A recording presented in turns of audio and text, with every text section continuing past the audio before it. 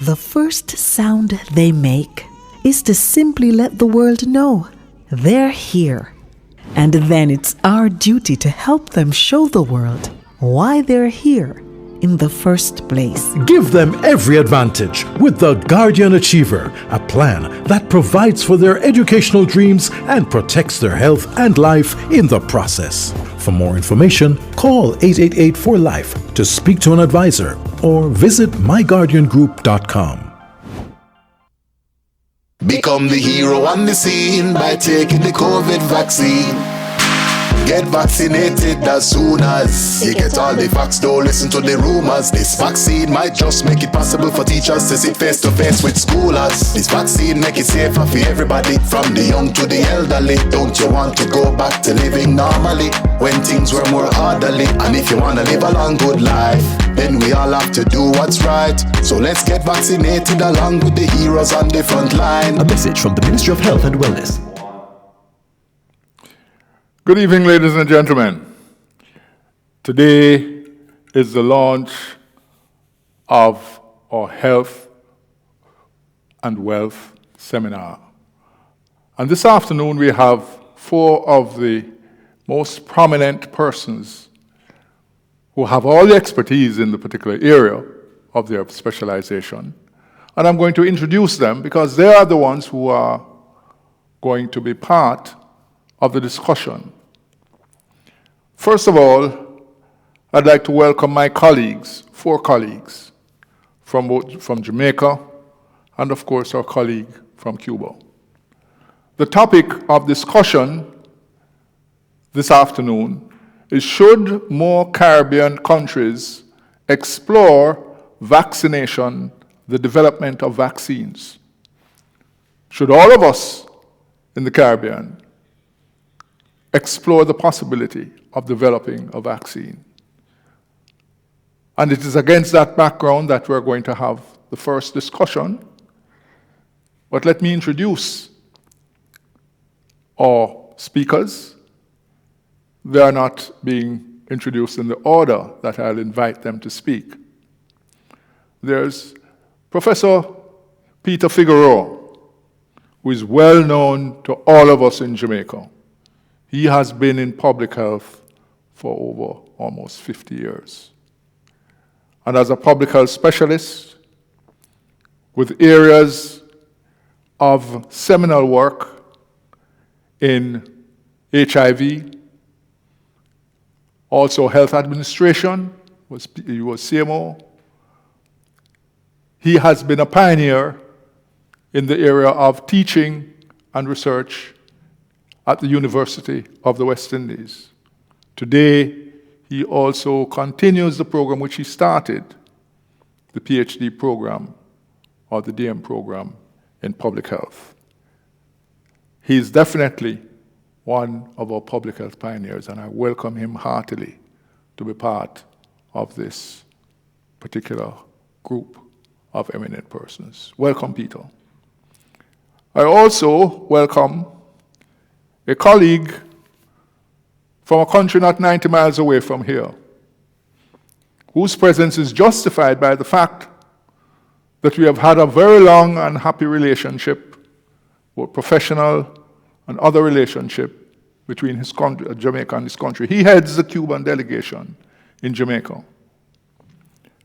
And this doctor, Dr. Armando, is with us this evening and will give us the information from the horse's mouth, so to speak, as to what is the state of vaccine development in Cuba, among other questions. We also have another lady, a so-called rose among the thorns, associate professor and head of the School of Nursing at the University of Technology, Associate Professor Adela Campbell. Welcome, Dr. Campbell. Finally, we have a doctor who has, in fact, been practicing in immunology as an immunologist for a number of years. Dr. Johan White. And he, in fact, is a practitioner who develops, yes, these vaccines. He has the expertise to do it. And he is a representative of the University of the West Indies. And so, therefore, these four stalwarts in their respective fields will be called upon to speak and to give their views on this very important topic.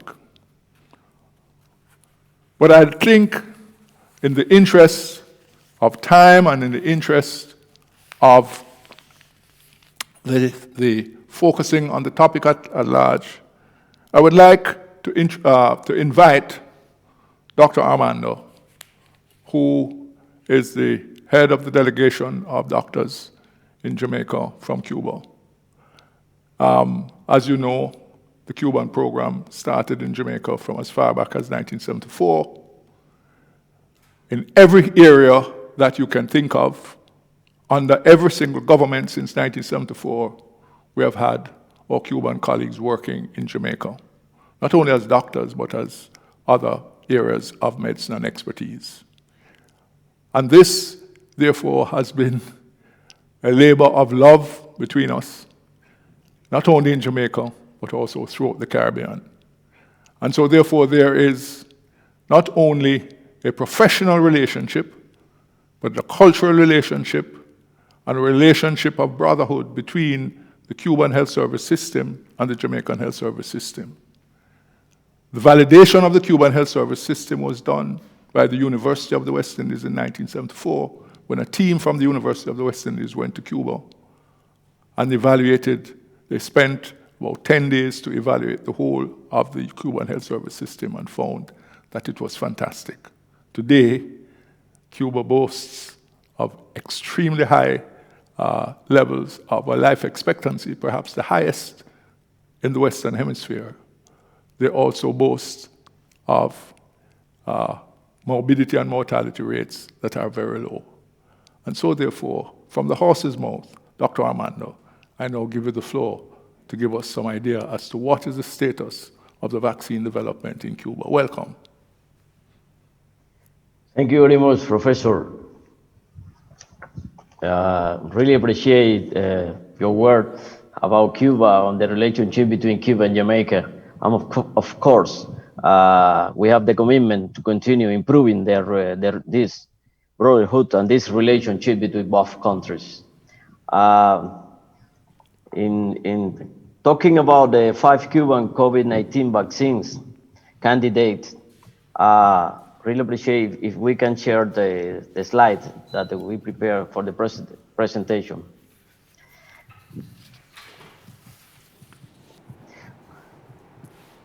Well, Cuba has been working in 5 candidates of vaccines: Abdala, Manvisa, Soberana 01, Soberana 02, and Soberana Plus. 23 world vaccines candidates in phase 3. 2 of them, Soberana 02 and Abdala, are Cuban. Soberana 01, Soberana Plus, and Manvisa in earlier stage trials. But how has Cuba managed to develop 5 COVID-19 vaccines in such a short time? Well, because Cuba's biotech sector is unique. It is entirely state-owned and free of private interest, with innovation channel to meet public health needs and no profit seeking in the domestic market. Dozens of research and development institutions collaborate, sharing resources and knowledge instead of competing, which facilitate the fast track from research and innovation to trials and applications. Cuba has the capacity to produce 60–70% of the medicines it consumes domestically, an imperative due to the US blockade and the cost of medicine worldwide. Cuba today vaccinates against 13 diseases with 11 vaccines, 8 of which are produced in Cuba. 6 diseases has been eliminated as a result of vaccination schedules. Vaccines produced with these technologies has been administered even to children in the first period of life. The Soberana vaccines are produced by the Finlay Institute in partnership with the Center for Molecular Immunology and the National Biopreparation Center. These vaccines work by inserting genetic information into superior mammalian cells. Soberana Plus is the first vaccine for convalescent COVID-19 patients to reach the clinical trial stage. The other vaccines, Abdala and Mambisa, and intranasal needle-free vaccine, are produced by the Center for Genetic Engineering and Biotechnology. Abdala is named for a poem by the national hero Jose Marti, and Mambisa is named for soldiers who fought against Spanish rule in the mid to late 19th century. These vaccines insert genetic information into less evolved unicellular microorganisms, the yeast Pichia pastori.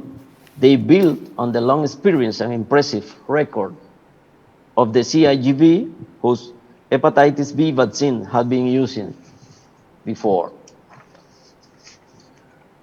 By late March, phase 3 trials were on the way for both Soberana 202 and Abdala, each incorporating tens of thousands of adult volunteers in regions with high incidence of COVID-19. Soberana 02 is being administered in Havana and Abdala in Santiago de Cuba and Guantanamo. Analysis and follow-up for phase 3 trial patients will continue until January 2022 to investigate whether the vaccines prevent transmission, how long immunity lasts, and other long-term questions and manufacturers worldwide has been unable to answer due to the urgency to make working vaccines available. Abdala is one of the candidates that in the clinical trial we got. The result is 92.28% efficacy with 3 doses, only 1 month since the first to last dose. Soberana 02, 62% up in just 2 doses, but Soberana 02, when our scientists added 1 dose of Soberana Plus, it got the 91.2% of efficacy. Well, which is the regulatory authority in Cuba? Well, it's called SECMED, and this is a state center for control of medicines, equipment, and medical devices. It's something like FDA, Food and Drug Administration in U.S. or other countries. It's our center, the regulatory authority in Cuba is called SECMED. Let me tell you that SECMED gave the emergency use authorization for Soberana for the Abdala vaccine, and now Soberana is not a candidate. Remember, this webinar was scheduled for a day before before today, but since 9th of July, Soberana Abdala was approved for emergency use, and is the first Cuban vaccines. It's not a candidate at this moment, it's a vaccines. And Soberana 02, with the 3rd dose of Soberana Plus, was presented to the SECMED and is waiting for the approval. And it will be the 2nd vaccines approved by the Cuban medical scientists are also confident that they have the capacity and experience to adapt their vaccines formulation, technologies, and protocols in order to tackle new variants. But for now, the next step is to launch a new study involving 5 to 18 years old. We started already with the children for Soberana 001 and Soberana Plus. Thought an agreement with Iran's Pasteur Institute, 100,000 Iranians will take part of phase 3 clinical trial for Soberana 02, with another 60,000 to be enrolled in Venezuela. Other countries, including Mexico, Jamaica, Vietnam, Pakistan, Argentina, and India has expressed an interest in the Cuban vaccines, and have the African Union on behalf of all 55 of the African nations. Well, it is likely that Cuba will apply a sliding scale with pricing in its export of COVID-19 vaccine so as to reflect the importer's ability to pay in the future, just as it does when charging for the services of overseas medical professionals. Let me finally to talk about something that I consider is important. So far, Cuba has been administering 7.9 million of doses to the Cuban population. 25% of the population in Cuba receive at least one dose, and 2 million of Cuban people are full vaccinated until this moment using our own vaccines. Thank you very much for the attention. Thank you very much, Really Dr. Armando, for that brief synopsis of the work that your country is doing on this particular question. Now, just to refresh the topic, the audience with the topic, should more Caribbean countries explore vaccine development? It is against that background that we got a report of the state of vaccine development in Cuba. Because as a Caribbean group of nations, we have already shared our expertise with each other, right, over the years. I'm talking about almost 50 years of sharing expertise with each other.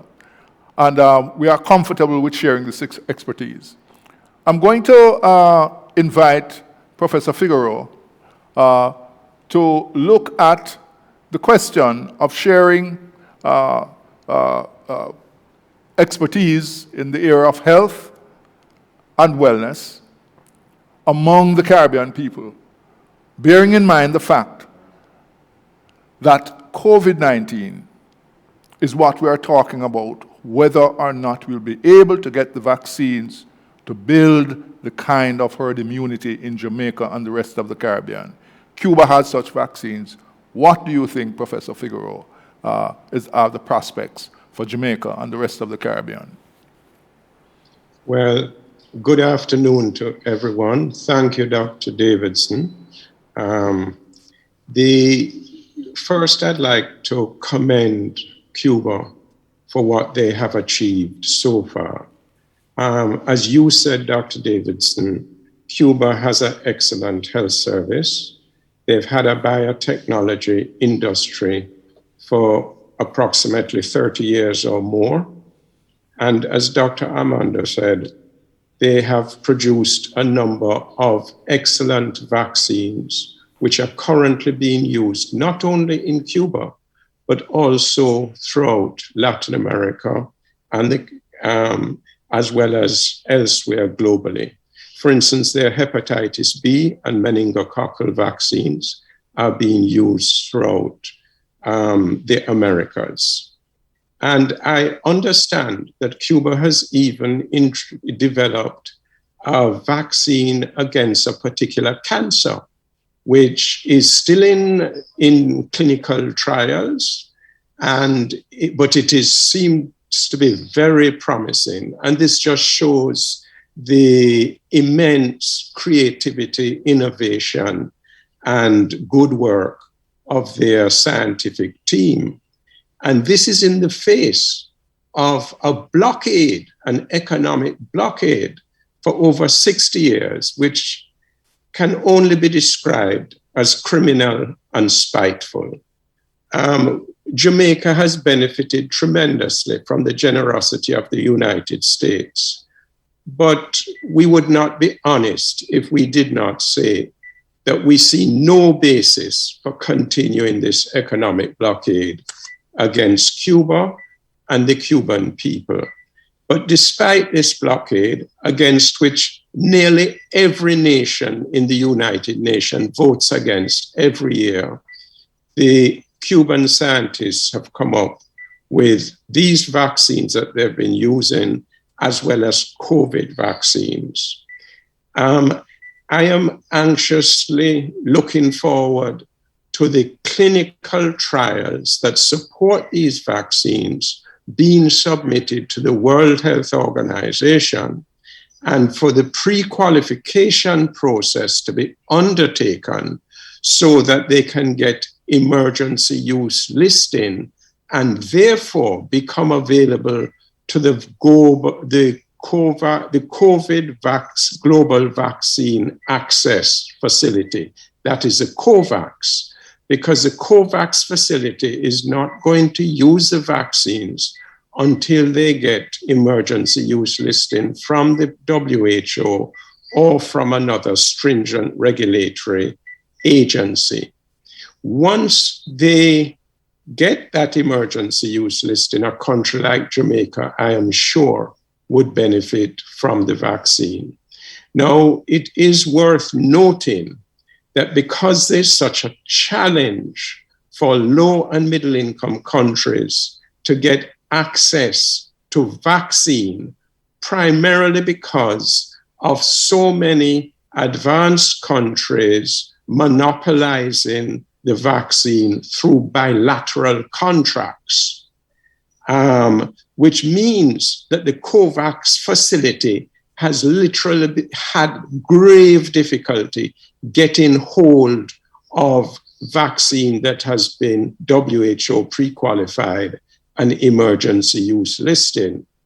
And this has meant that many middle-income and low-income countries have had to use vaccine that has not yet been pre-qualified and emergency use listed by the WHO. And if these countries did not do this, they would not have been able to protect their people from COVID. And I would say that there have been as many as 1 billion doses of vaccine that has been used prior to pre-qualification and emergency use listing. But I'm hoping that the Cubans will share their data quickly with the WHO so that a country like Jamaica will be able to benefit, because Jamaica has taken a policy decision not to use any vaccines that have not been pre-qualified and emergency use listed. Throughout the Caribbean, we have always shared our experiences, our lessons, and our expertise. The Cubans have trained many of our medical doctors, other health workers. They've been on numerous missions. We've had them in Jamaica since 1974. Some will remember in the early stage of the pandemic for COVID, when the Cuban mission arrived in Italy, when their health service was under tremendous challenge, and the Cubans arrived there. The Cubans are our Caribbean brothers and sisters, and really, we've got to convince the United States. You know, within every family, between countries, there are always quarrels and differences, but they should not be taken to the point where it is so severe that you're blockading a country for so long. But it's impressive what the Cubans have done.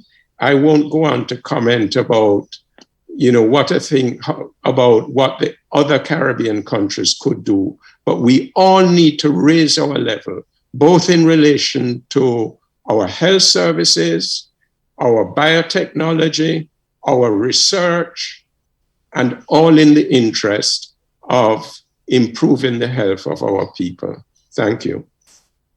Dr. Figueroa. Now we are going to invite, I think there are going to be more questions than answers during this whole session.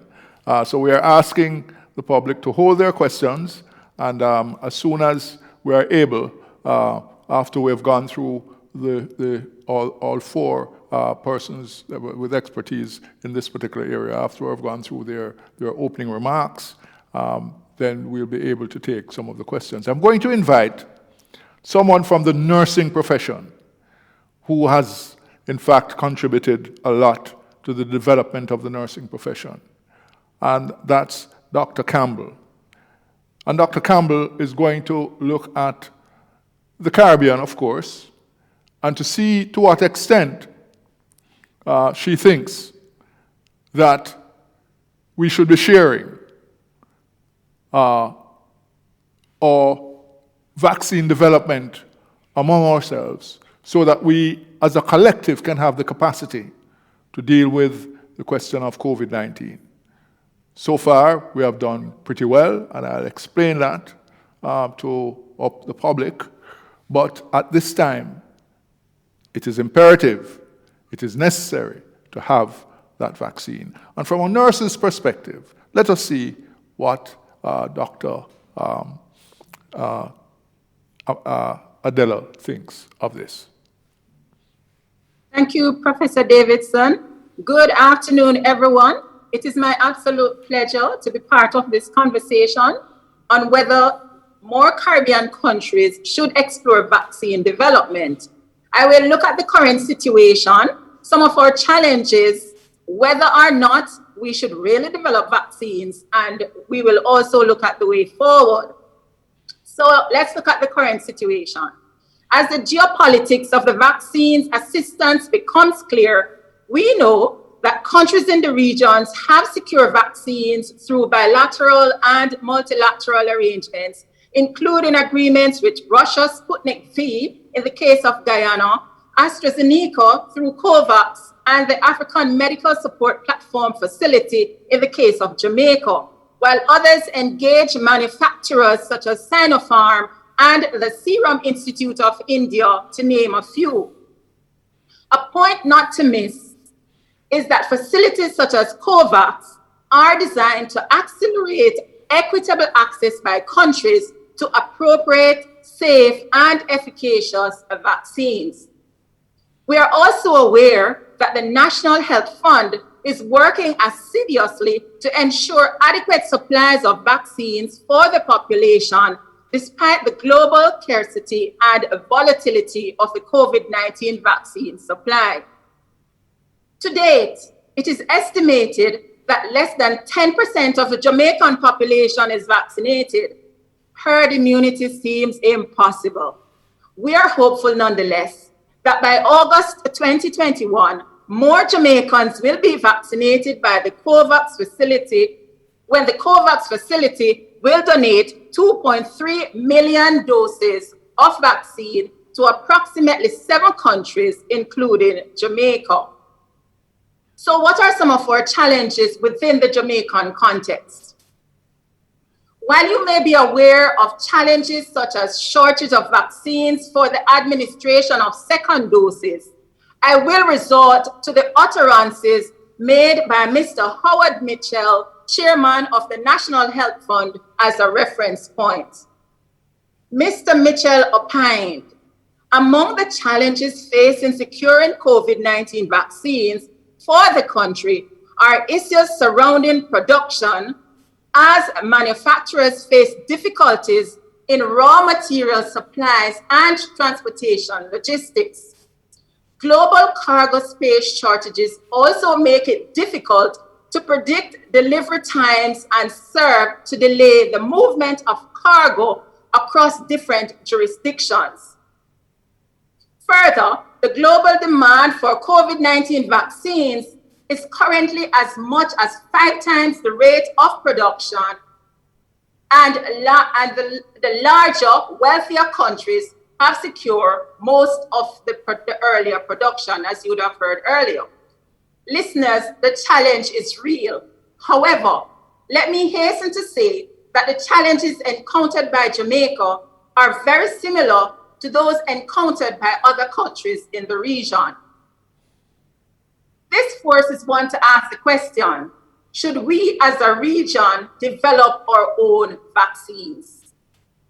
Based on the foregoing, one will agree on the one hand that we should, with benefits to include self-reliance, because it is important that countries in the region be prepared to respond to emerging trends. There will be long-term access, especially where the disruption in supply from other countries is inevitable. Homegrown vaccines may boost the country's economy. Additionally, there may be future deadly outbreaks which may not be global, but can necessitate the development of a vaccine.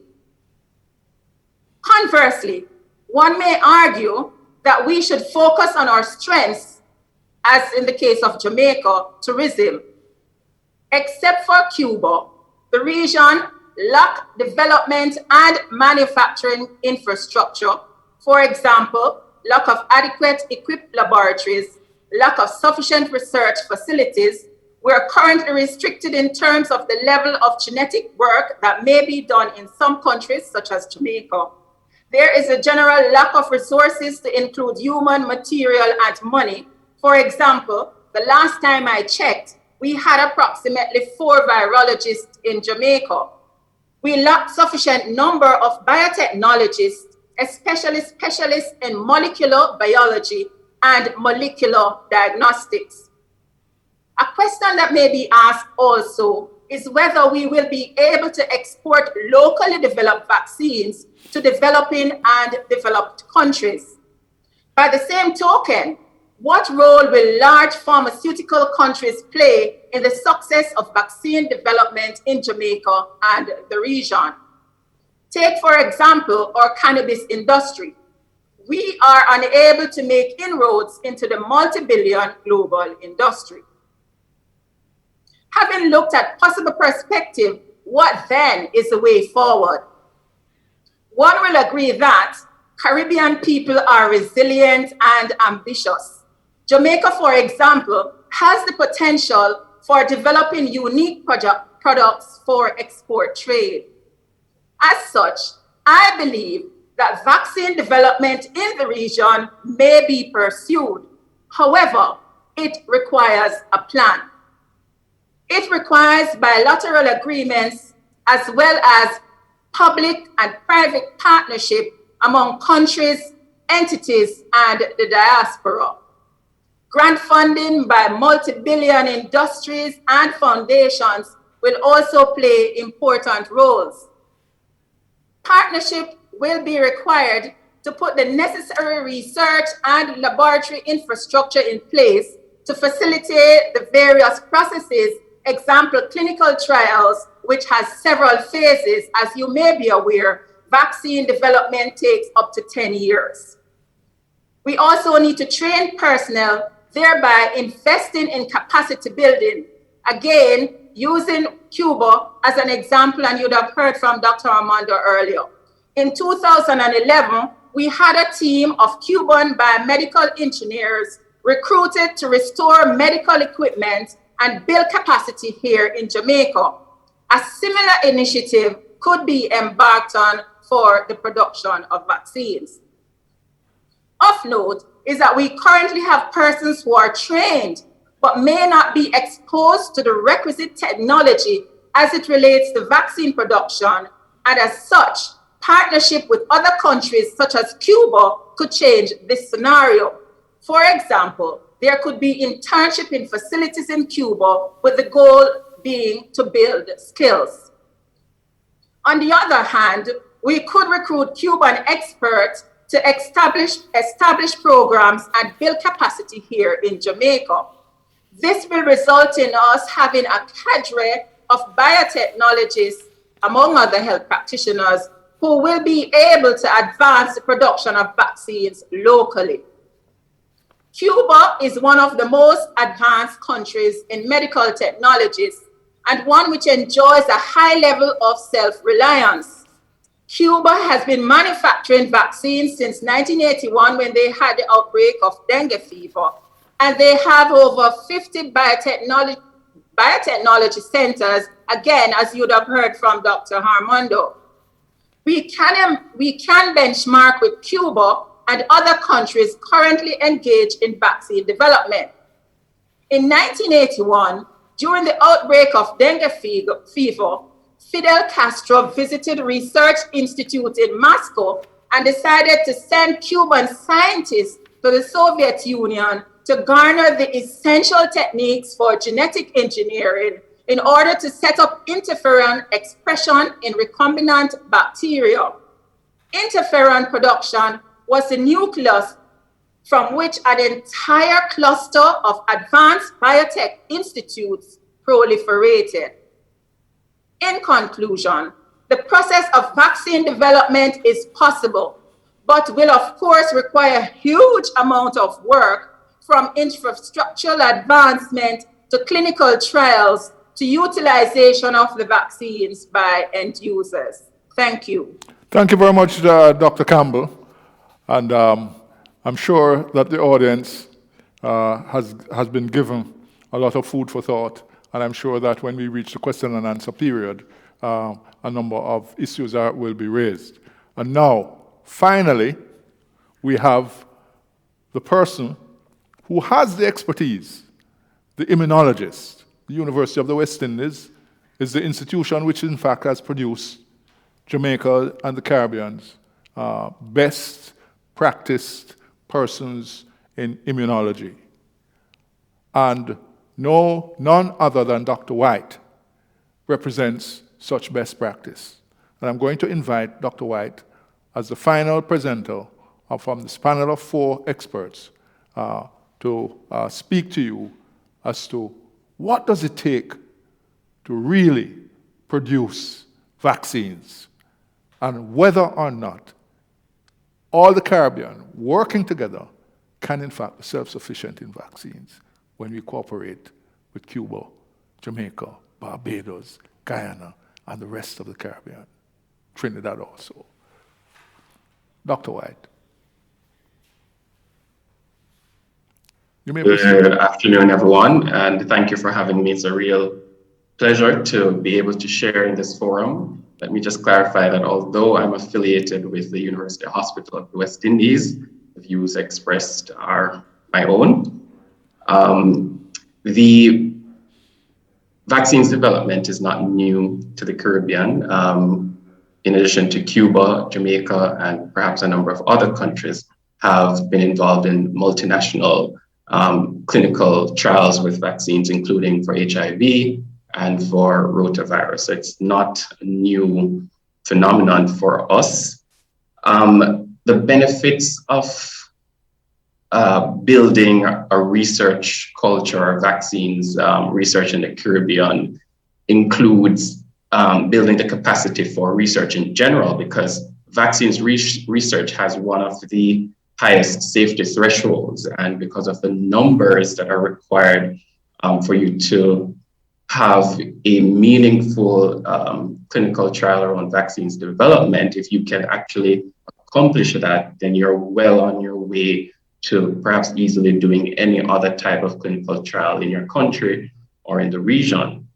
Another benefit of fostering vaccines development industry in the Caribbean is that we wouldn't be in the situation where we're waiting on a multinational organization such as the WHO, which has systems, and sometimes those are slow, but in terms of being able to evaluate vaccines candidates or vaccines that are being used in other countries, if those cannot be evaluated in time by an organization such as the WHO, if countries have strong vaccines development industries and systems, then individual countries or regions could go ahead and do that evaluation through smaller clinical trials, looking at safety and effectiveness of those candidates, and perhaps going ahead of multinational organizations that do not have the resources or the systems operating in an efficient way to be able to do those evaluations in a timely manner,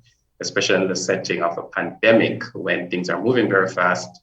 The rate of vaccination globally is lagging, and that creates an environment for mutants to develop, variants to develop, and then that becomes even more problematic. So there are multiple benefits for fostering a vaccine research industry, but it does require a number of things, and the speakers before me did touch on quite a few of those aspects, but it's really, one way to think of it is an ecosystem. You really do have to imagine it as an ecosystem of players. There are regulators, usually a government or state entity that plays the role of a regulator, and that includes not just safety of the biological agents that will be used, but also safety of research participants. So the persons on whom you're going to be testing vaccines, for example, and protection of personal information, etc. And we do have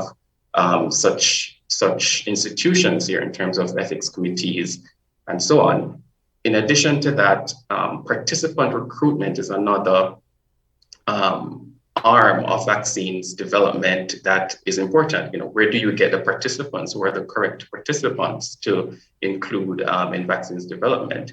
In countries that have a long history of vaccines development, many of these functions would have started out as maybe state function, vaccine development perhaps primarily being an initiative of a state entity, but over time, those specialized functions become absorbed by private entities or private interests that specialize in those specific functions, such as coordinating a clinical trial or recruiting participants. Other aspects include the foot soldiers, who are the physicians and nurses and the community health aides who are going to go out and administer or the vaccine or recruit persons for participation and following up persons.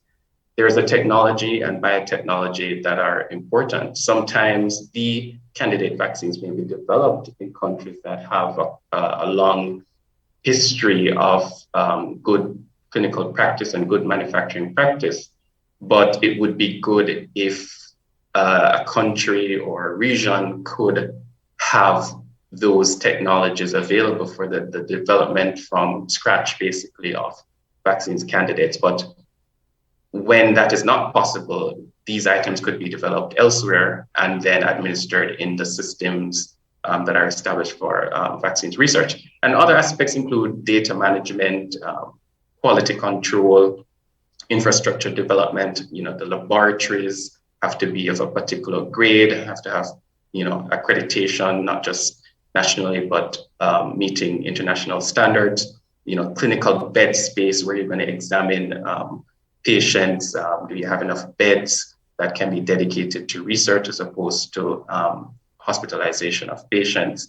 And then, import and export logistics. I mean, Prof. Figueroa would know, as someone who has been involved in international vaccines trials, but importing biological agents or exporting samples that you take from patients who have received certain medications or vaccines, there's a whole bureaucratic process that is involved. And sometimes, you are surprised at how that process unfolds when you're interacting with state agencies. Again, some private sector interests have found a solution in that they've learned the ropes and learn the systems, and there are customs brokers who, for example, assist with importation of agents, etc. But all of those different aspects are really, really critical pillars of having a vaccines development industry or any kind of development of medications or clinical interventions to improve people's lives and prevent disease. But another thing I'd like to point to is that this has to be built on a foundation of a culture of research.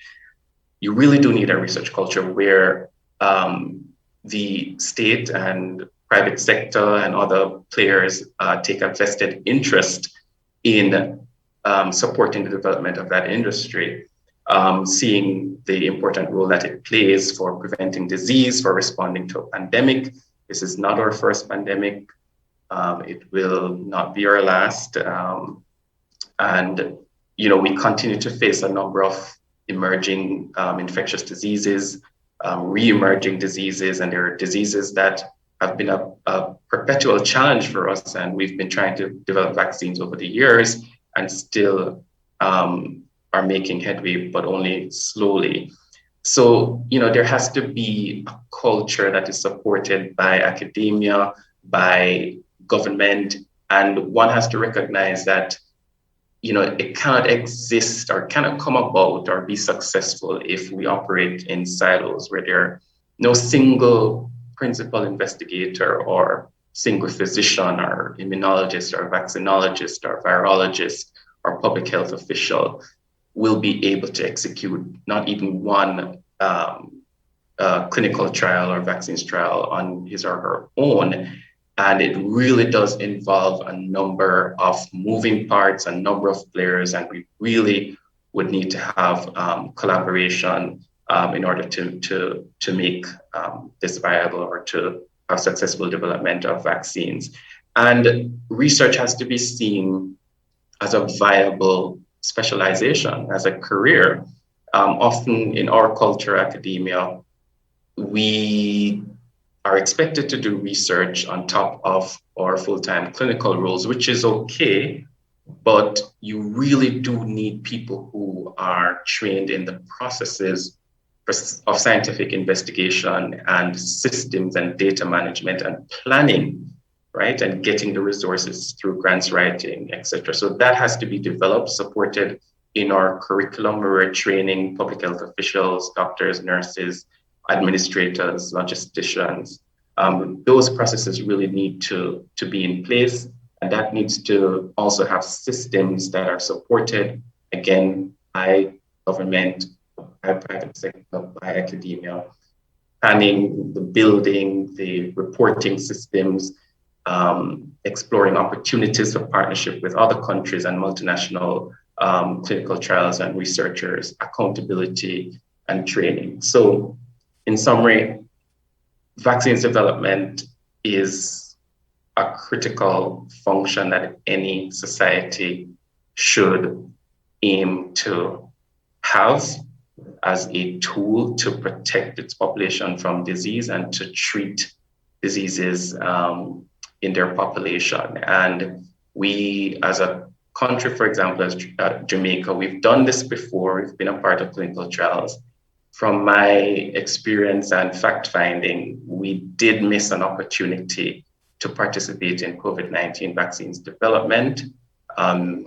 I listed the various things that needed to have been in place. And, even though the pandemic is moving so fast, I really was expecting that Jamaica could at least be a part of one or two clinical trials around vaccines development, because the benefit of that is that it will mean some ownership of the products of that research if there's a successful candidate, and perhaps make it more accessible when those vaccines are developed.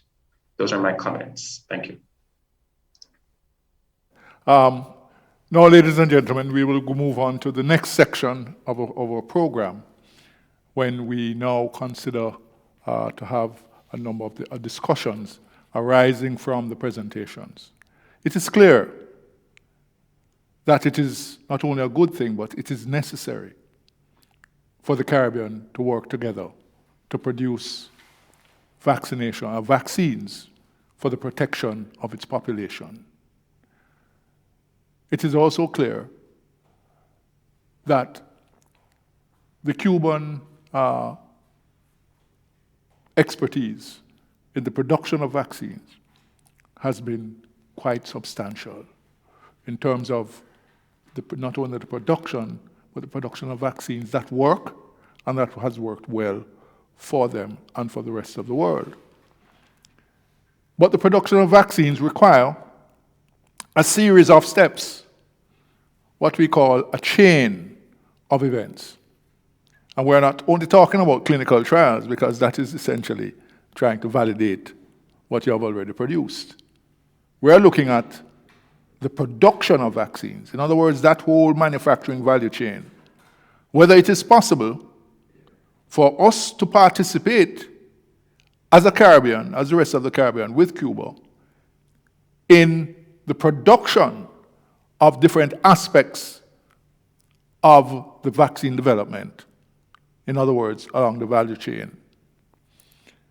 I'm going to ask Dr. Armando to just briefly give us, in this discussion, what is possible, what does he think is possible? Not necessarily what exists, but what he thinks is possible. Because Mr. Howard Mitchell, has put forward a number of what we call challenges to Jamaica, the Jamaican economy, especially in relation to manufacturing and the private sector, which has to be part of this. It's only a pity that we don't have representatives of the manufacturing and private sector on this group, but I mean, obviously you can see why the topic is quite large and quite substantial. So I'm going to put this question for discussion, and then we'll have the rest of the panel speaking to this. So Dr. Armando, over to you. Well, thank you very much again, Professor. The rest of the panelists, very interesting. Everything that all of them has been stating. Yes, I think it's possible because Cuba is not a rich country. Cuba has been facing a hard embargo, blockade, social, economical, financial blockade for more than 60 years. Even for that reason, we have to develop, first of all, our human resources. Remember that Cuba before 1959, we had in Cuba around 6,000 doctors. But after the triumph of the revolution, 50% of them traveled to other countries, especially to the US. And we have to develop our own human resources. We have only one, at that moment, Cuba had only one school of medicine. We have to develop medical school in all the provinces of our country. At the same time, nursing school in all the provinces of our country. Since 1980, Commander-in-Chief Fidel Castro, he decided to develop our biotechnology in industry. And we created many centers for researchers. And we get information with some of our scientists travel to other countries to get information and the knowledge for the development of this interest, researching. As the Professor Figueroa said, no, it's not. We spoke only about COVID-19 vaccines, the 5 candidates, but we have been developing vaccines against cancer that at this moment are at a clinical trial, even in the US. Lung cancer vaccine, we have cancer vaccines, the prevention of cancer vaccine, of cancer, the vaccine for the prevention of cancer of head and neck. And we have been developing, for example, at this moment, for the treatment, our protocols for the treatment of the COVID-19 patient include 95% of the medication, the drug that we use, we produce in Cuba. Because it is very hard for us, for our country, to get the drugs worldwide, because we have to pay 3 times the money that usually we have to pay, that other countries pay. We have to, because it's very difficult, it's very hard for us to get the medication in other countries. For example, we produce in Cuba in our biotech industry the Heber Pro P. That's an injection that we use for the prevention of the amputation of the foot diabetic ulcer. In the patient that have any ulcer in the foot, the diabetic patient, and that 70% of the amputation are avoided using the Heber Pro P and others. And that's another examples that we use. The interferon, we use the interferon in our protocols. Interferon and nasal-ferron, this is another way that we use this medication, and we produce that in Cuba. Of course, what you can be sure that our country, since 1963, when the first Cuban brigade was sent to Algeria, the internationalism of our country, of course, will be forever with all the countries that needs our support.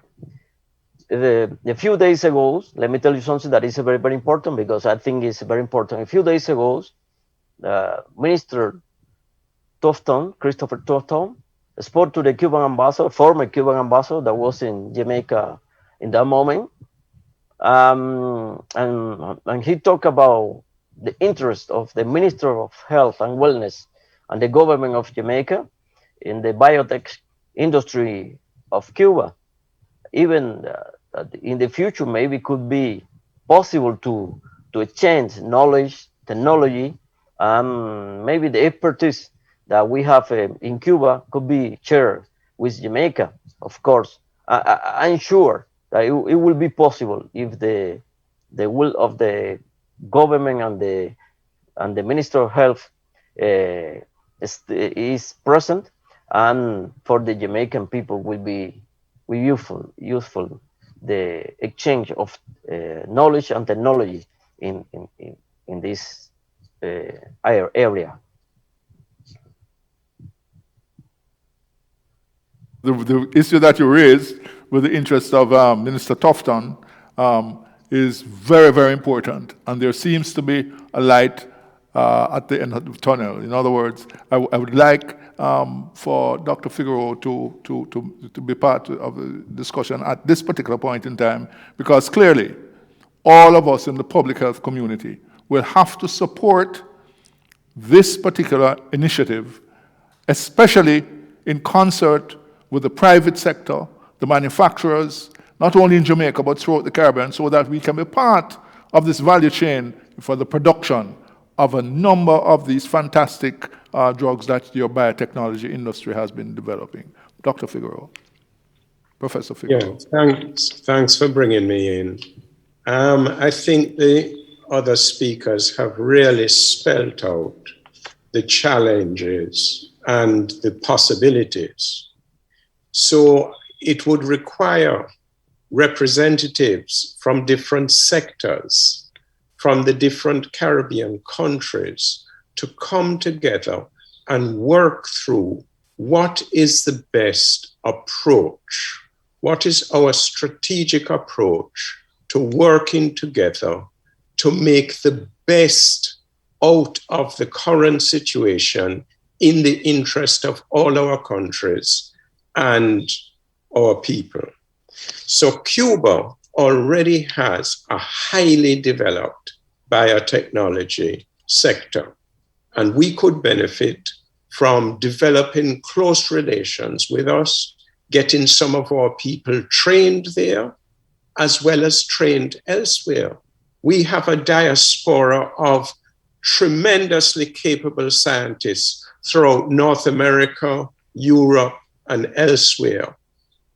To what extent would they be willing to come back and help us, whether in any way, scientific, through investment, through helping in whatever way? Because it is not a straightforward process to actually develop, test, research, and put vaccines or other medical products into the market in a safe and effective way.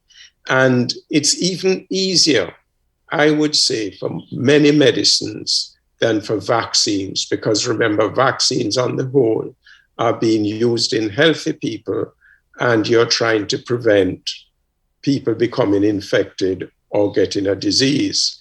So there are tremendous challenges.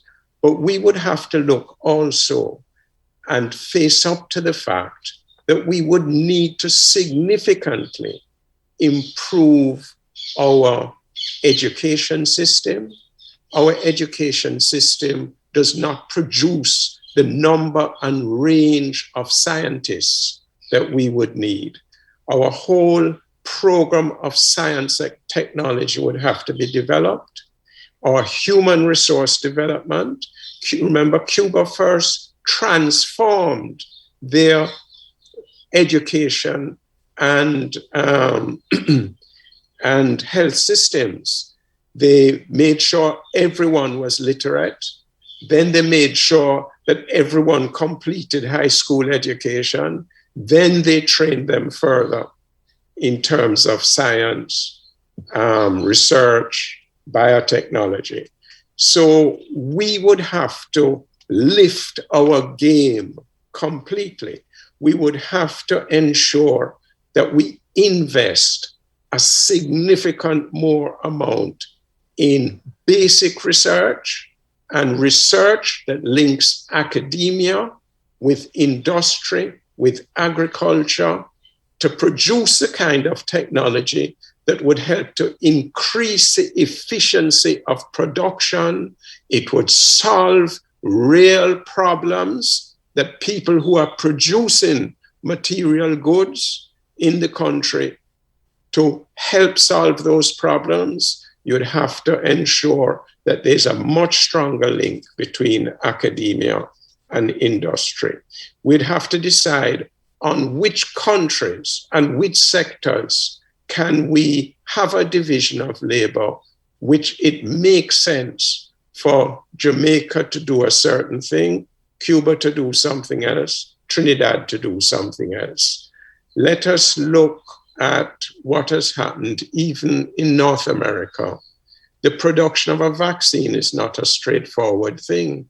The Johnson & Johnson plant that was producing their vaccine had to be closed down. And people who are in the know knew that that plant had significant problems over several years. It was no surprise to them that that vaccine plant had to be closed down, because the kind of quality control, good manufacturing practice that is required, the very human workforce that you have in there has to be highly trained and disciplined, and you have to ensure that the quality assurance measures are in place, that they're independent inspections. So it's not a straightforward thing. Yes, we can, even to do the research, as Johan said, Professor Christie led a rotavirus research, which was superb, but she got the vaccine and then did the clinical trial. I led, as the local investigator, a trial with an HIV vaccine, but it was not straightforward. And it is more difficult now to get money, even simply to do research trials. And the people who are usually doing them are overwhelmed with both clinical and teaching and other responsibilities. So we would have to, the government would have to make some serious decisions about investment, division of labor, and specializing among the different countries in relation to which country takes on what aspect of the process. Thank you. Professor Figueroa, you have raised some very, very important questions. But let us look at what the minister had proposed. Already, Cuba is producing vaccines that has reached stage 3 evaluation with the WHO. And that is the outcome of that is what we're waiting for. Now, it means that they have a finished product.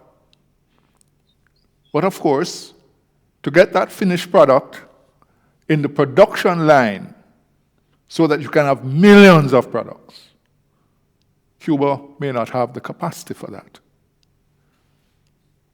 And that value chain may take, for example, just the labeling, just the bottling, just the of what have you. These are areas of the production value chain that we can do now, as opposed to the R&D and developing the production, developing the drug, the particular vaccine itself. And so therefore, there are many areas that the private sector in Jamaica and the rest of the Caribbean can get involved in, especially at this particular time, with increasing the rate of production And that, in fact, would boost industry in Jamaica, integrate the Caribbean in terms of industrial development and products, and also contribute to the well-being, the health and well-being of our respective countries. And so, therefore, all the observations that you have made, Professor Figueroa, are in fact pertinent. But I think that we have to make the distinction between what has already been produced and ready and what needs to be developed. Because the capacity to develop a vaccine, as you have stated correctly, requires a short, medium, and long-term human resource development. Added to that, the material conditions for it, and also the funds. And you know, and all of us in public health know, of the many attempts of Jamaica to produce its own drugs, Canasol, Asmasol, the others, etc., and what it takes. But I think that at this time, we should support the bilateral call of the Minister of Health and Wellness to bring the private sector together, to work with Cuba for this possibility in this vaccine, because we need this vaccine today, not yesterday, today. I'm going to invite, just for a brief comment, right, so that we can finish this discussion part, so that we can really take the question and answers by the public. I'm going to ask Dr.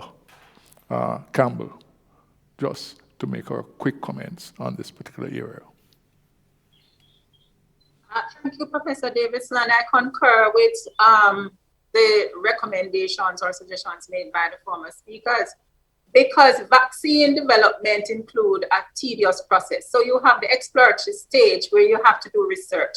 You have the preclinical stage, which includes using animals, etc.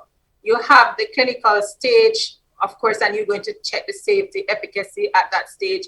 We would require systems to be in place for regulatory review and approval, and more so manufacturing generally. So as mentioned previously, we need to have the infrastructure in place.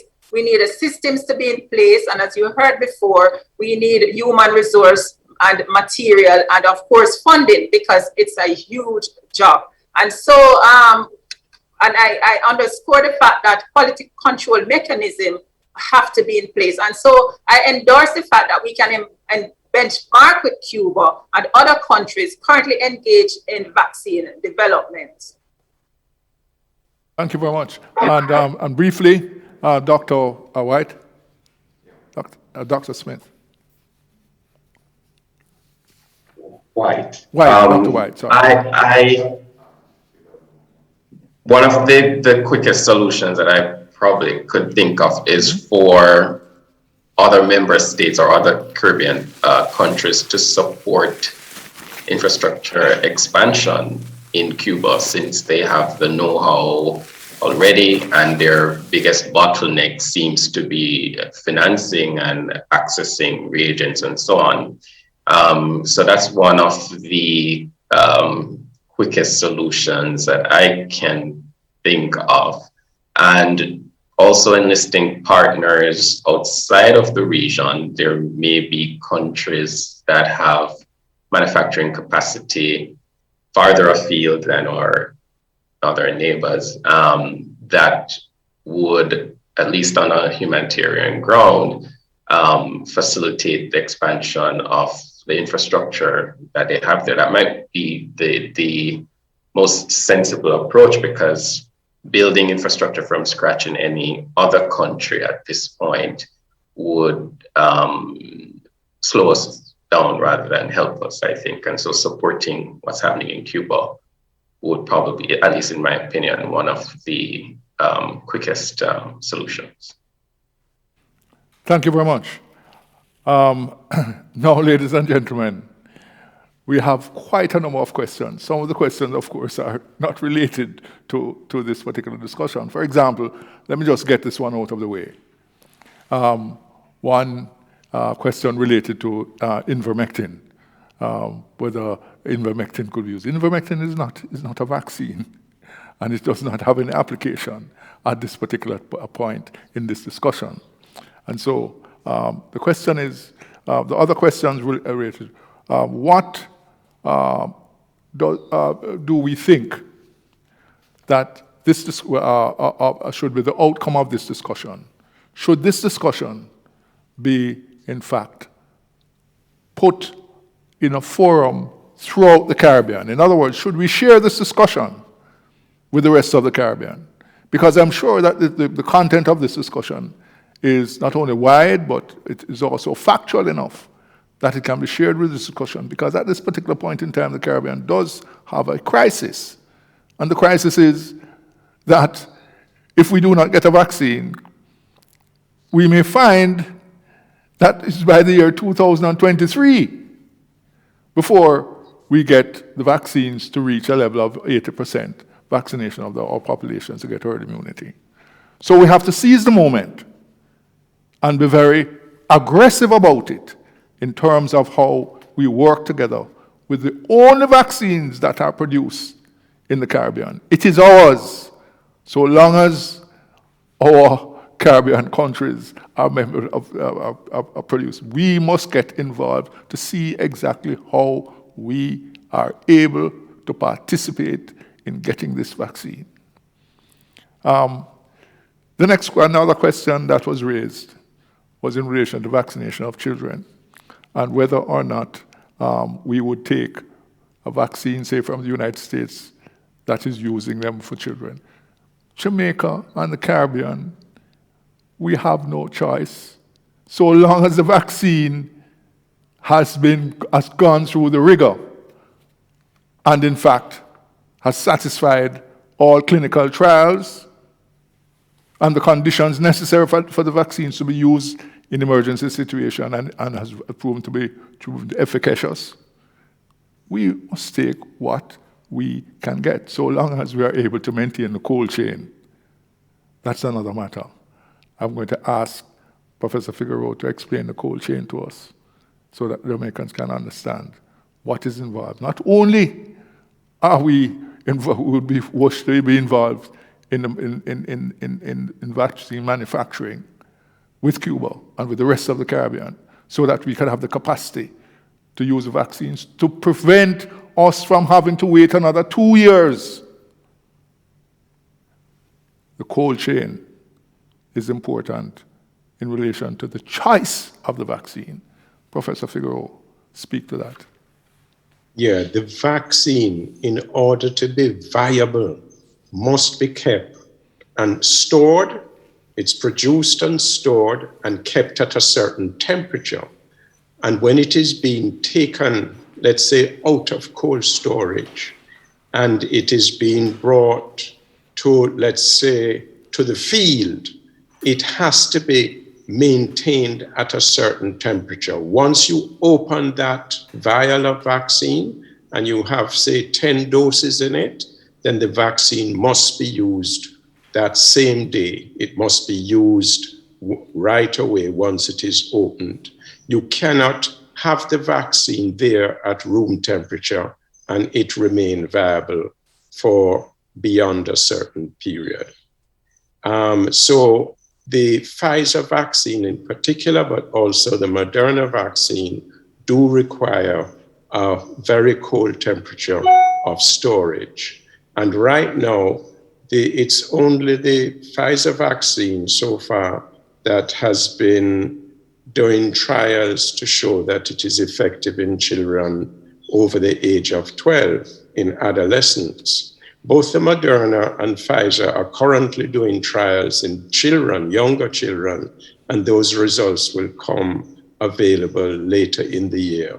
But I want to support what Dr. Johan White said, where if we could, in fact, provide some investment to expand the facilities that Cuba currently has, then that may be the quickest way to produce greater volumes of the vaccine under the required stringent conditions. I'm also aware that Cuba is examining some kind of licensing arrangement with countries like Argentina and possibly other countries that already have some capacity to produce the vaccines.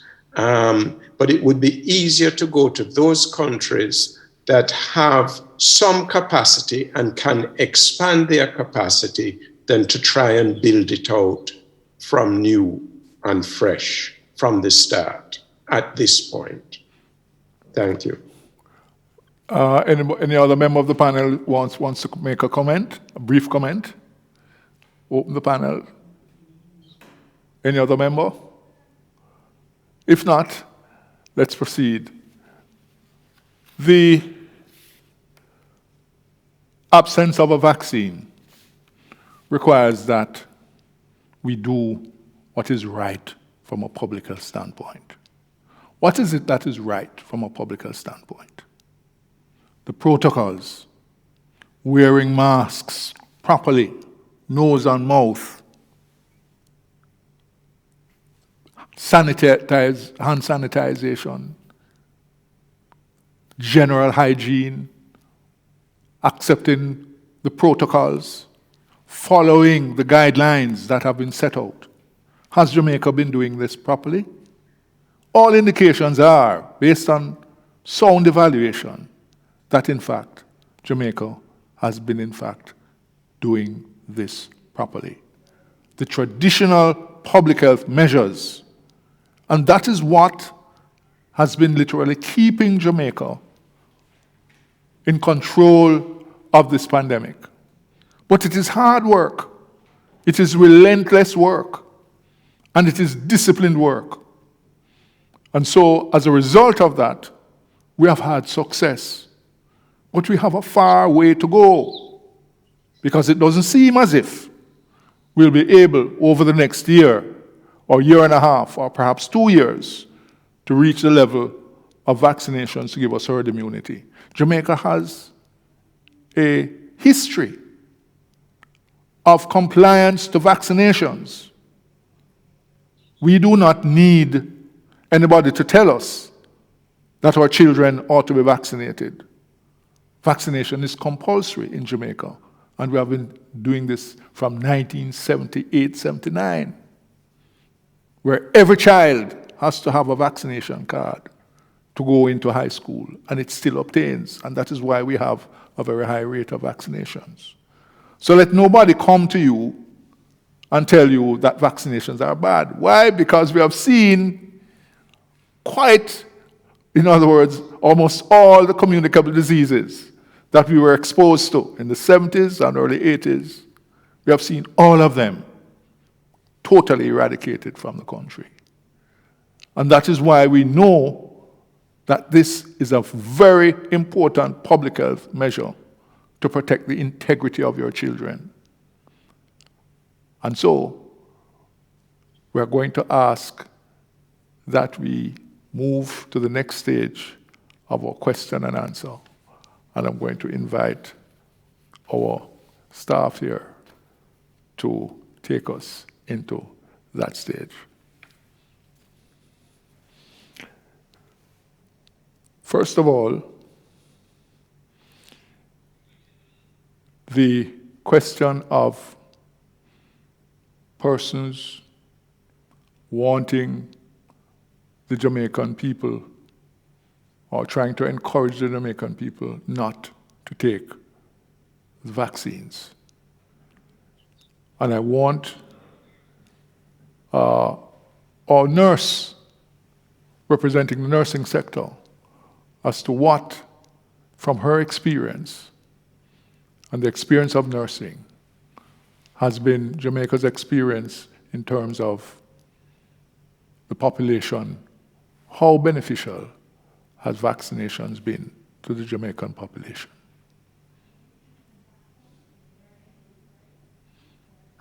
Professor Davidson, well, we know that Jamaica has a good record where it comes to immunization. As you know, immunization is mandatory in Jamaica for children. Children who are not vaccinated cannot enter primary school. And so at one stage, I know we were at, in terms of tracking vaccination in Jamaica, we had a 95% rate. And one of the interesting things is that when you compare Jamaican immunization status to some first world countries, we were way ahead of some of those countries. So we are in a good position where immunization is concerned, and there is, the uptake of immunization for children is well known across the Caribbean and the world. And we were a part of the Alma Mater Declaration. Jamaica was big in that. And that had to do with the whole primary health care and preventive care.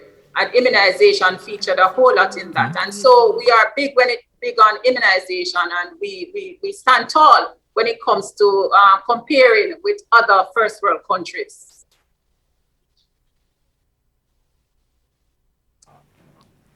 Thank you very much. Now we're going to ask a question. And we hope that the audience will take, who gives the reply, will get this particular prize. Cuba presently produces vaccines against 13 diseases. With 11 vaccines, how much do we think were produced in Cuba? Of these 11 vaccines, how much of these 11 vaccines you think were produced in Cuba?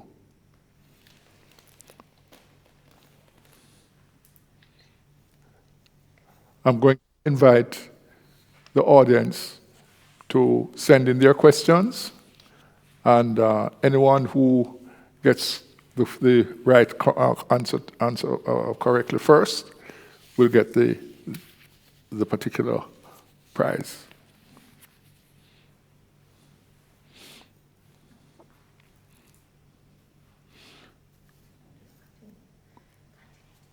Yes. Dr. Armando,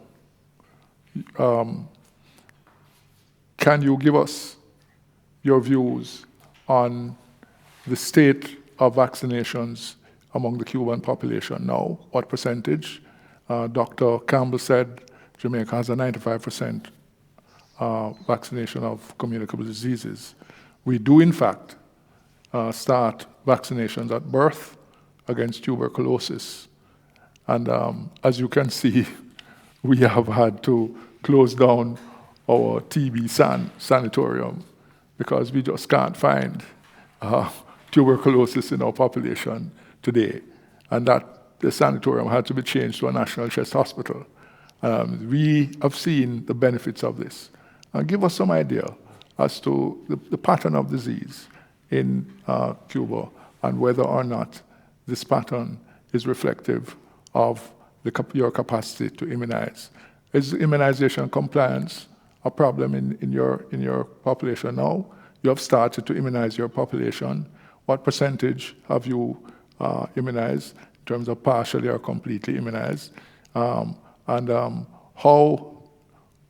do you have an institute that in fact can give emergency immunization if you have passed phase 3? Remember, you have to go through about 4 stages, right? The first stage with the animal, and then the next 3 stages, phase 1, phase 2, phase 3, you're at phase 3, and now that you have a large population in your phase 3 evaluation, how far has that reached? When can Jamaica expect to benefit from what you have done? And how can we quickly participate? In other words, the minister raised the question, right, and took the initiative. Let us see how quickly we can do it, right? We need to do it quickly. And I think that we will have the backing of the private sector, the manufacturers, to see exactly what we can do to enhance the production and build the capacity so that we and the rest of the Caribbean can get this vaccine. Well, thank you, Professor, again. The general immunization level of the Cuban population is higher than 98%. 98% with the program, immunization program, the rest of the immunization program, all the vaccine that I spoke before. In case of the COVID-19 vaccines, we have been vaccinated 7.9. No, we have been administering 7.9 million of doses so until this moment in our population, represented that the 25% of our population is receive at least one dose. As I told you before, 2 million of Cubans are at this moment full vaccinated. But of course, we are facing a problem with the third wave of the outbreak of the COVID-19, because it's not represented the 70% of our population, it's more than 11 million, and we have been full vaccinated, we have 2 million. But what I think is that the main problem that we have been facing at this moment is the problem with the syringe and other resources that we need to complete the vaccination of our population. For that reason, we have been receiving donations from other countries. For example, yesterday we received from Mexico 800,000 syringes that will be used in the continuity of immunization program against COVID-19. But we consider that this pandemic we have been learning more than before, that we need bridge between our peoples, all the people worldwide. We need cooperation, bilateral cooperation. Of course, for example, Cuba at this moment are producing some vaccines, but it's not enough, the capacity for the production of the vaccines. And of course, as I told you before, the Iranian Pasteur Institute, Argentina and other countries, Venezuela, are working with us to increase the level of the production of the vaccines. And on the other hand, we have the problem that have been facing because the embargo, the problem with the resources to complete the program of the vaccination against COVID-19. What I think is that it's possible. I think it's possible the cooperation between Cuba, Jamaica, and other Caribbean countries on this matter. And we think that we can exchange the knowledge, we can exchange the infrastructure, the resources for the infrastructure, for the production of the vaccines. And of course, I think that Cuba is open. I'm sure that Cuba is open to exchange, to cooperate with any country that could be possible to share our knowledge and others. And of course, Jamaica have a history of cooperation with Cuba, as other countries, as all the Caribbean countries. Just let me tell you, we have a Cuban Medical Brigade in Trinidad and Tobago, Antigua and Barbuda, of course, Jamaica, but Santa Lucia, many islands of the Caribbean, Haiti, and other countries, just only in this area. And of course, for sure, as I told you before, if the most important companies in the world produce the vaccines, and those vaccines has been acquired by the developing countries, for sure Cuba will produce, when we finish the immunization of our population, we will share our vaccines with any country that could be needing Africa, mainly the third world countries worldwide. Thank you very much, Dr. Armando. Now, let me repeat the question, because I don't think that we had much clarity on the question. And the question goes like this. Cuba currently vaccinates against 13 diseases with 11 vaccines. And it has a 98% vaccine efficiency level. What or how many of these 11 vaccines are produced by Cuba? Let me repeat. Cuba vaccinates against 13 diseases, and it uses 11 vaccines to vaccinate its people. How many of the 11 vaccines are produced by Cuba? Now, please send an email to health and wealth at observer.com. The first person to send the right answer to that email address will get a package from our sponsors, Guardian Life Insurance. This is the beautiful package. So anyone who sends that email correct answer will get this package. Now we're going to wrap up, and we're going to ask each of our panelists just 6 or so minutes to wrap up, 3 to 6 minutes to wrap up. And I'm going to start with Dr. White. Then I'll move to Dr. Campbell. Then I'll move to Dr. Armando, and I'll ask Professor Figueroa to say his piece, and then I'll make a final wrap-up for this session. Dr. White. Thank you so much, and thanks again for having me, giving me this opportunity to share in this forum. I must commend the Jamaica Observer team for hosting a forum in this manner that is accessible to the public, because often when we do have discourse around science and development, we have it among ourselves, among scientists, and I think it's really important to get the general public involved in the conversation and to let them see in an accessible way the different moving parts that are involved and the importance of science in a country's development and in preserving the health of its population. We've outlined a number of steps along the path for vaccines industry. We can start today with whatever part of the chain that we can support. I think it really shouldn't even be a question. It should be, why aren't we doing more vaccine development research? And I think every country has some capacity. If it's not in biotechnology or development of the actual biologics, it's the clinical trials component or the data management component or the regulatory component. And as a Caribbean region, I think we can find the talent somewhere in each member state and each country in the Caribbean.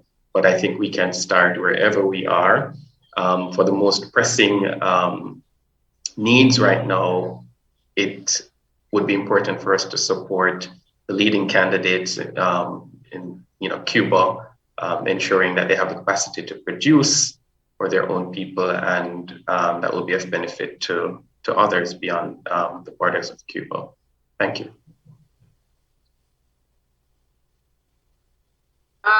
Thank you, Professor Davidson. I wanted to mention earlier that within Jamaica, we have vaccinated, Jamaicans who have received their first dose amount to 178,071 persons, and persons who have received second dose amount to 119,012 persons. And several myths, as we would have seen, are affecting acceptance of the vaccine in Jamaica.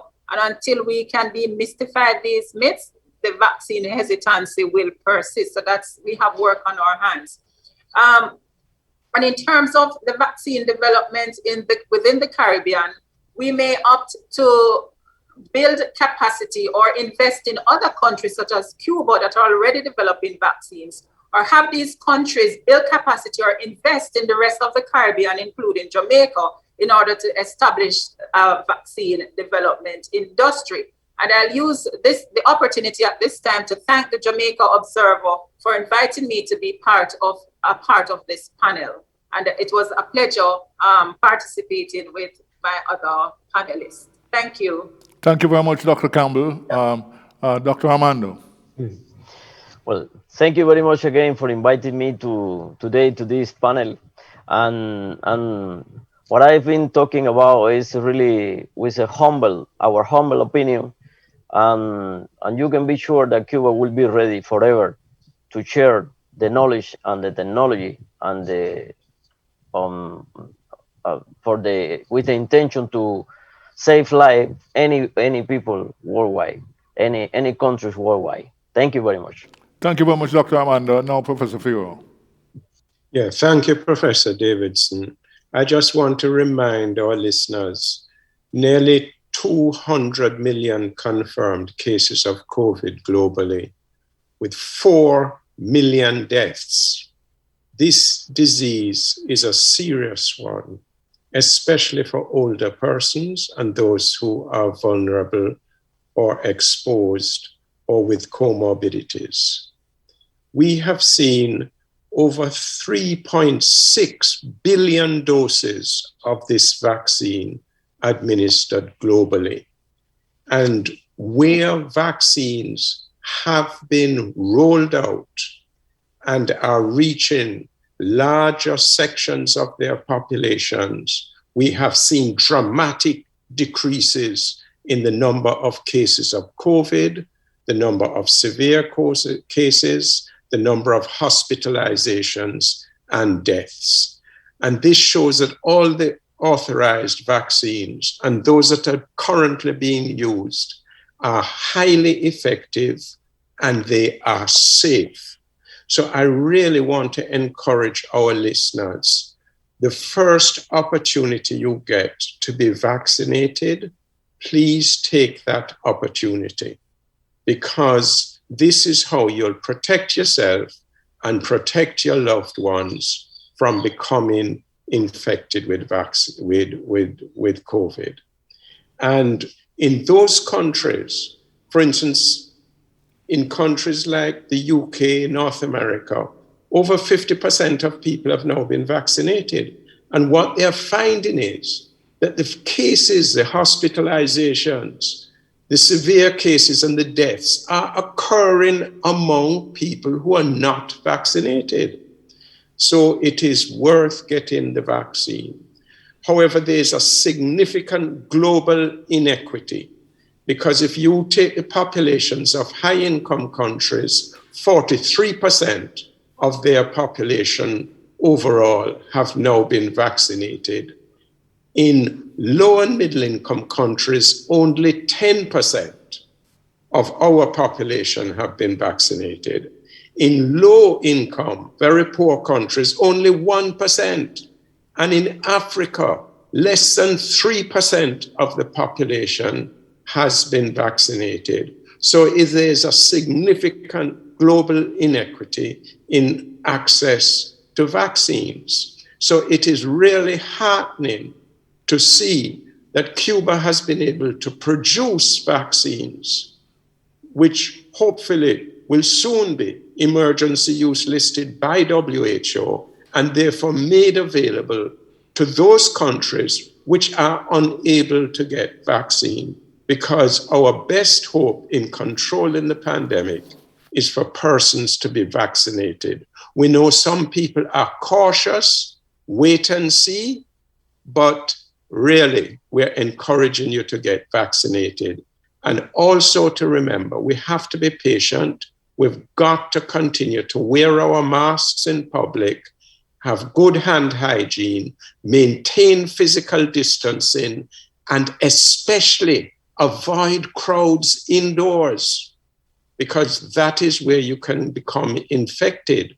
Or in public transport, make sure you're properly masked and trying your best to not become infected. And we're going to have to be patient. Jamaica will get more vaccine, as will the rest of the Caribbean, but we're going to have to advocate vigorously for it. and work closely with countries like Cuba to help them to produce more so that it can become available, and also to license it to countries with the capacity to produce more. Thank you. Thank you very much, Dr. Professor Figueroa and the rest of the panel. It is now left for me to say not only thanks, but also to finish on a word of caution. Jamaica, over the past year and a half, has done well in terms of the public health measures and maintaining the protocols for the prevention of massive outbreaks of this disease. The last community outbreak was managed extremely well, but it was managed by a team starting with the political unity in this country between the leader of the opposition, the Honorable Mark Golding, and the Prime Minister. And the Prime Minister has given leadership to this country to ensure that, in fact, this unity is maintained. So to Prime Minister Holness and to Opposition Leader Golding, on behalf of Jamaica, I say thank you for maintaining this unity. Every country where there is disunity, political disunity, has seen a breakdown in their capacity to manage the COVID epidemic. Also, we have seen the ministers, led by Minister Tufton, contribute to their ministries working together in what we call joined-up governance. In other words, getting rid of the ego and putting the country first. And I can tell you, if we continue in that spirit, together with the critical role of the private sector, and especially a special commendation to the Ministry of Tourism. I can tell you, I just came back from New York, and to get back into Jamaica was rigorous. I had to get a PCR COVID test within 3 days before I could get on that flight. And I also had to get an authorization certificate from the Jamaican government, from the Ministry of Health, before I could get on that flight. Did not have the authorization, and I missed the flight. In other words, that is what I like to see. Once you put the rules in place, everyone must comply with the rules. No shortcuts, no blights. And I think that if we continue with those measures, that we will keep the disease from spreading to communities and from people like my good friend Trevor Fitzhenley, who I've known for 70 years and a member of the KC family, who died suddenly from COVID. It has hit me hard because he's my patient.